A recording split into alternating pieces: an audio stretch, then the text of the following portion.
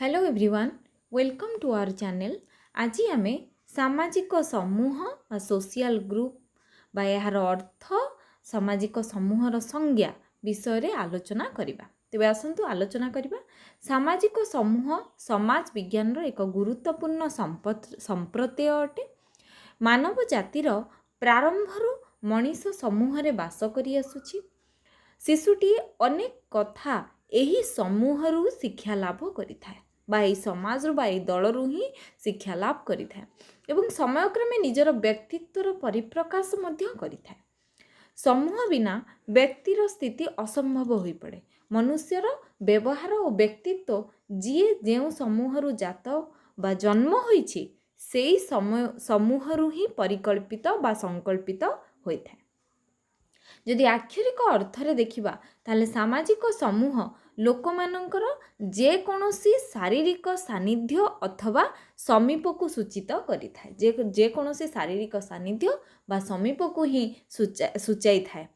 पारस्परिक क्रिया अथवा अंतक्रिया फलरे समूहर सदस्य माने साधारण जात भावटी अनुभव करिथांती। परिवार, ग्राम, विद्यालय, राष्ट्र इत्यादि सामाजिक समूहर उदाहरण अटंती। एबे देखिबा सामाजिक समूहर संज्ञा बा डेफिनेशन ऑफ सोशल ग्रुप। समाज विज्ञानीगण सामाजिक समूहर भिन्न भिन्न संज्ञा प्रदान करिसंती।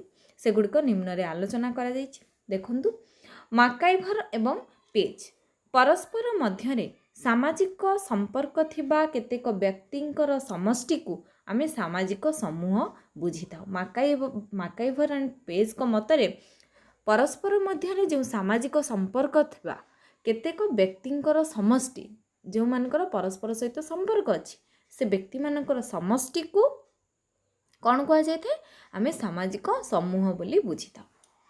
तापर देखिबा ई.एस. बोगार्ड्स को मतरे समूह हेउची दुई बा ततोधिक व्यक्तिंकर समष्टि। दुई रु अधिक व्यक्तिंकर समष्टि जेउ मानकर साधारण उद्देश्य पूरण करिबा पाई लक्ष्य थाए। जेउ मानकर कि साधारण उद्देश्य पूरण करिबा ही लक्ष्य थाए।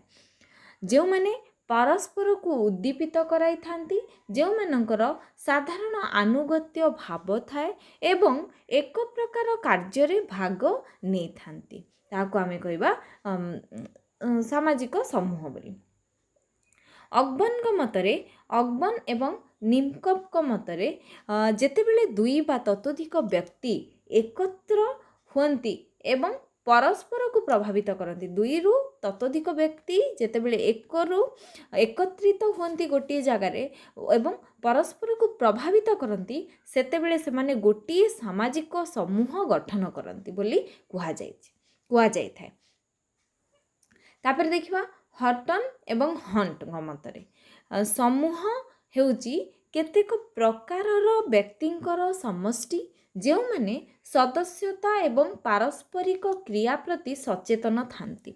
समूह हेउची हटन एवं हंट को मतरे समूह हेउची केतेक प्रकारर व्यक्तिंकर समष्टि जेउ माने सदस्यता एवं पारस्परिक क्रिया प्रति सचेतन थांती।